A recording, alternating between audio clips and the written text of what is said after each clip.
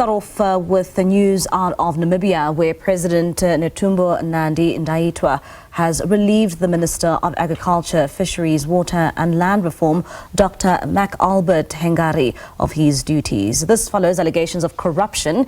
He was arrested after allegations of rape and bribery surfaced. And for more on this, we are now joined by SABC News international editor Sophie Mokoena. She joins us now via our telephone line.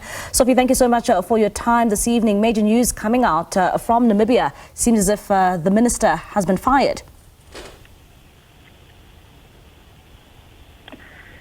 Yes, the news coming from Namibia is that the Minister of Agriculture, Fisheries, Water and Land Affairs has been relieved of his duties because of those allegations that he is facing. He was arrested yesterday on allegations of rape and also of bribery. Apparently, a woman of the age of 21 made those allegations for some time now, and during that time, apparently when this incident happened, the person or the victim was still underage, and therefore it was a pending matter.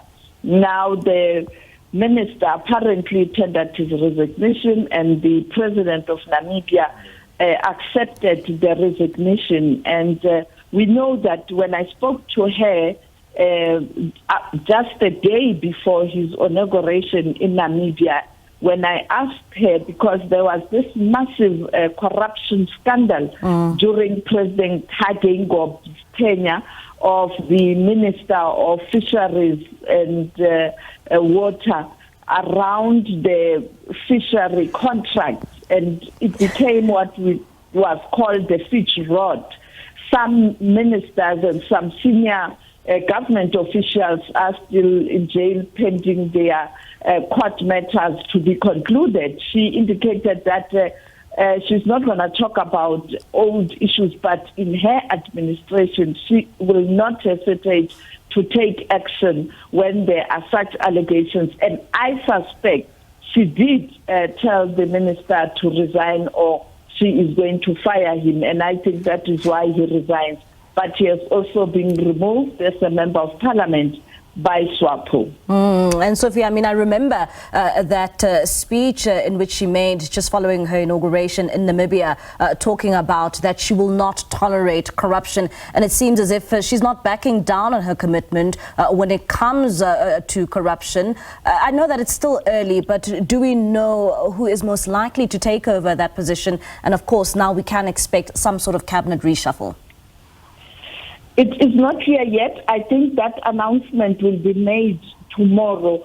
But as you pointed out, there are issues that she is quite clear about. It's issue of corruption, issues of attending to the needs of the youth in that country, and also the issue of education. These were her priorities when she spoke to me.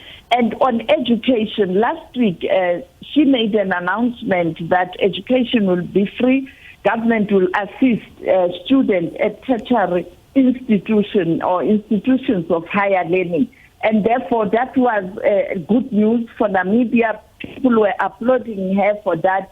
And I then remember very well when she told me that she is going to focus energy in educating the nation, the youth, so that they have necessary skills. Because if you build skills capacity, you are able to address any challenge in your country, particularly the much needed skills right now.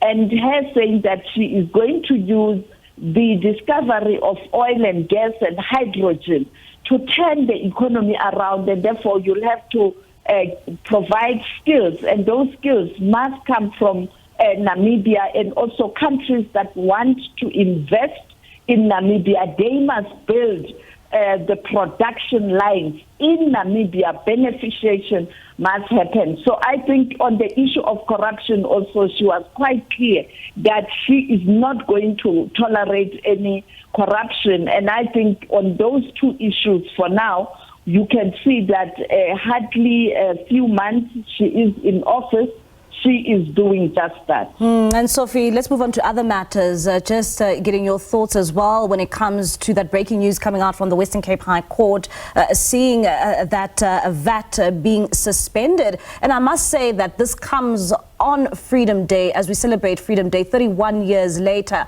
also finding ourselves in a government of national unity, a coalition at a national scale. You know, what is your take on that? How can South Africa handle issues of a budget now that we find ourselves in a coalition on a national level? When you look at other countries where they have minority government or coalitions, the issue of budget is a thorny one. That is why you have to negotiate with members of the government of national unity or the coalition or agreement you have before you decide, so that each and every party can be able to say to its constituency, we have fought for this and that and that. In other words, it's a give and take in terms of the budget allocation. If you are in a minority government, you do the same. You engage parties in parliament or legislature to say, this is what we have. And then parties can say, party Z wants this allocation to be increased in terms of building schools or toilets, or perhaps improving Soweto or Guguletu, or we have a challenge of issues of farm schools, so that every party is able to be happy, and when you put it before Parliament for vote, then you get a buy-in. Now, I think the ANC, as a party with more votes, much as they didn't win the elections outright, they will have to go back to the drawing boards in terms of preparing for the mid-term expenditure now that's coming in September. Start engaging people that you want to support the MTS and then later the budget. You can do it without being in a government of national unity, by being a minority government, but involve all parties. It will pass. Or if you are in the government of national unity, start negotiating with the members of government of national unity.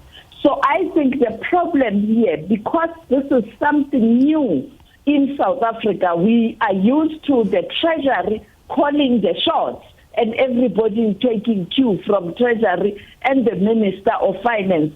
That cannot be the case now with different parties in the government of national unity. But even those in parliament, for example, you can also get support from other parties who are necessarily not in the government of national unity if you lobby and engage them. But I think going forward, the parties, all of them, they must take that into consideration so that next year there are no challenges. And I think it's a learning curve, but they can learn from the Scandinavian countries. They can learn from countries such as Germany. There are many countries where you have a coalition government or where you have minority government, where you constantly have to consult to get votes for anything that you put before the legislature. Sophie, thank you so much for that insight. That's SABC News International Editor Sophie Mokoena just giving us some of the reaction there when it comes to news making headlines in Namibia as well as locally.